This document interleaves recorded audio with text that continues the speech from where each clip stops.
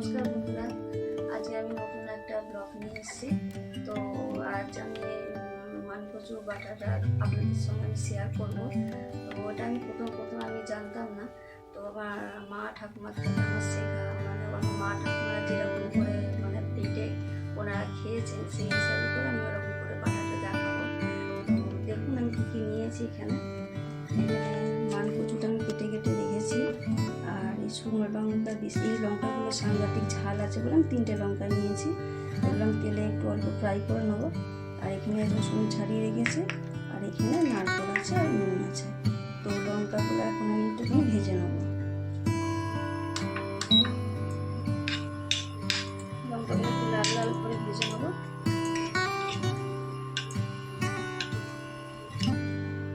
এরকম লঙ্কাগুলো আমি লাল লাল করে ভেজে নিয়েছি। এবার মিক্সারের বাটিতে আমি কচুগুলোকে আমি দিয়ে দিচ্ছি।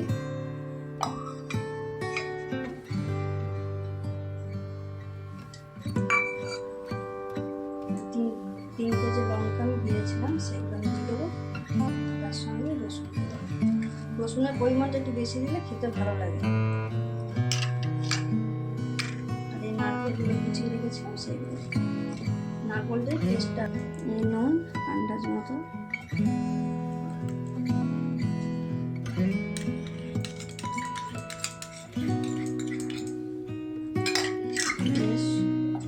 এবার মিক্সিতে আমি এটাকে ঘোরানোর পর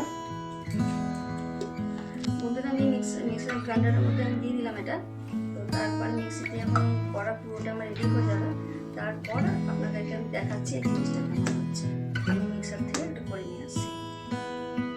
বন্ধুরা দেখুন এই যে পেছানো হয়ে গেছে, কিছুটা আমি বাটিতেও রেখে দিয়েছি। তো এটা আমি পুরোটা পেছার পর তারপর আমার হাজবেন্ডকে খেতে দেবো এটা দিয়ে। ওই খেয়ে করে বলবে, আপনাদেরকে জানাবে যেটা কেমন লাগছে। কিন্তু আমরা এখন ভাত খাবো না, একটু পরে লেট হবে খেতে আমাদের। তো একটু ডিউটি যাবে, তো ডিউটির জন্য ওকে তাদের করে আমি একটু খাইয়ে দিচ্ছি। তো ও খাওয়ার পর আপনাদেরকে বলছে কেমন আমার জিনিসটা কমপ্লিট করে খাওয়ার পর কেমন লাগছে।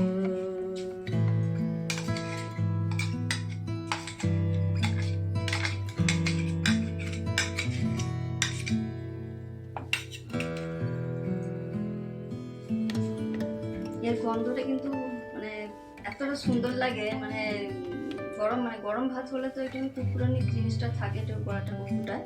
তো ঠান্ডা ভাতের জন্য পুরো উপযুক্ত। আর এখন যা ঠান্ডা যা পড়েছে, মানে আমাদের এখানে তো খুব ভালোই ঠান্ডা পড়েছে। আপনাদের ওখানে কেমন ঠান্ডা পড়েছে সেটা জানাবেন আমাদের। তো ওই ঠান্ডার জন্য এই কচু কলাটা এখনকার জন্য খুবই ভালো জিনিস। এই যে বন্ধুরা, আপনার দাদার জন্য ডিউটি যাবে, ওই জন্য আমি তাদেরকে ভাত দিয়ে দিয়েছি।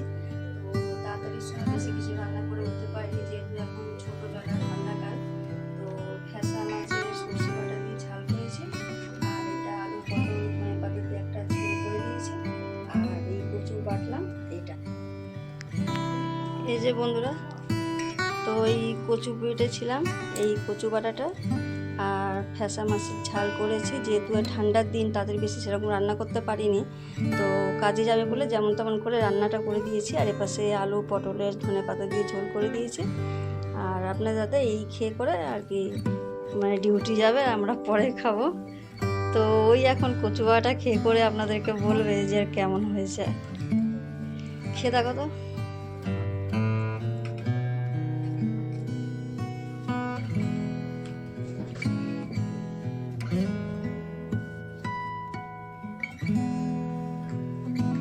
এখন যা ঠান্ডা পড়েছে আমাদের এখানে, এখন এই কচু কলাটা মানে ঠিক খাওয়ার সময়।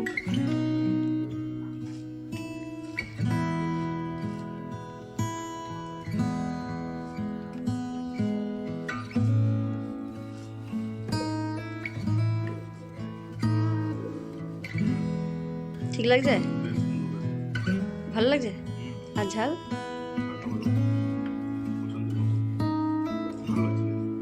অতিরিক্ত ঝাল হয়নি তো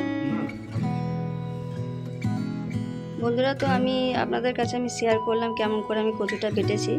তো আমার মতো করে আপনারা একবার বেটে করে এরকম খাবেন। আর পছন্দ হলে আমাকে কমেন্টে জানাবেন যে আমি ঠিকঠাকভাবে মানে সেরকম মানে মা ঠাকুমাদের মতো বাটতে পেরেছি কিনা। তো আপনারা সেটা কমেন্টে জানাবেন।